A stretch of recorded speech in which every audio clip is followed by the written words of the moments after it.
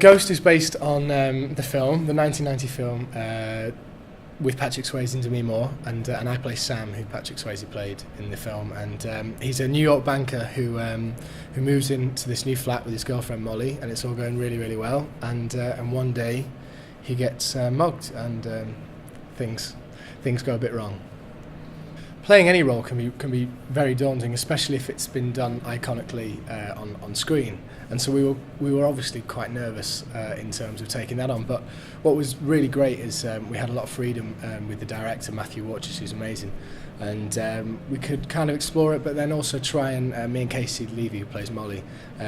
try and replicate the truth and the honesty, which is I think what made it so special in the first place in the film, and that relationship and how strong their feelings were. But yeah, there's no getting around it. To play Sam Wheat,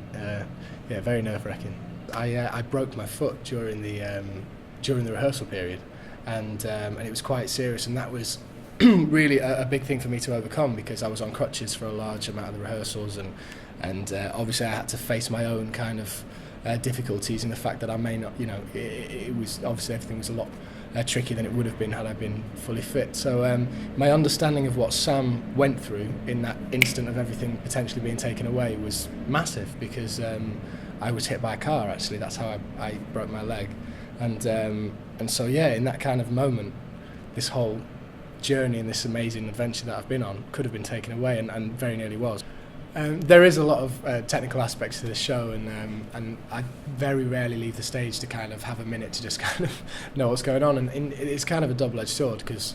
in one respect that really helps, because when you're on that train, we always say kind of when it starts moving at 7:30, we don't really get off until it finishes, and there's something about that full concentration which is required, which does help in the fact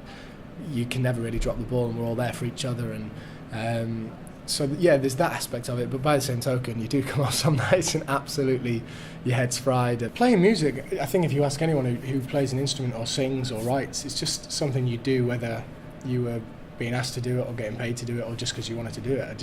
It's something really brilliant about being able to go home at the end of the day and remind yourself why you love singing, and just go and pick up a guitar or get on the piano with a group of friends and have a few drinks and sing. And there's nothing quite like that, even especially when it's really nice when you're in the West End and everyone's a singer or everyone's creative and everyone's got something to add, and then we'll all end up back at someone's house, or in fact it was my house the other day, reluctantly, and we all kind of had a big sing-song till God knows what time in the morning, and it's just nothing like that, because that's the bare bones of what everyone has always wanted to do, and we're really lucky in the sense that we get to do it for a living, but it's kind of something really special to just at the end of the day do it because you want to. A massive part about what we do is your mental state and how prepared you are, and obviously talent and opportunity and all those things come into it, but the bottom line is if you know you're good at what you do, and you're prepared and you practice and you're focused, then really you should go in with a positive mindset, and that's so important. There's so many people who from day to day can fluctuate from a great performance to just under par performance, and the only thing that's changed is they might have sought out someone's opinion, or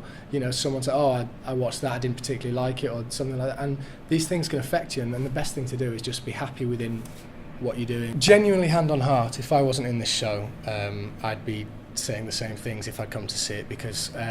it's brand new in terms of its ideas within musical theatre. It's groundbreaking, and it's technologically so advanced, it's kind of quite mind-blowing, and the things that happen on the stage are things that have never been attempted and never been pulled off in the way they're being pulled off every night here. So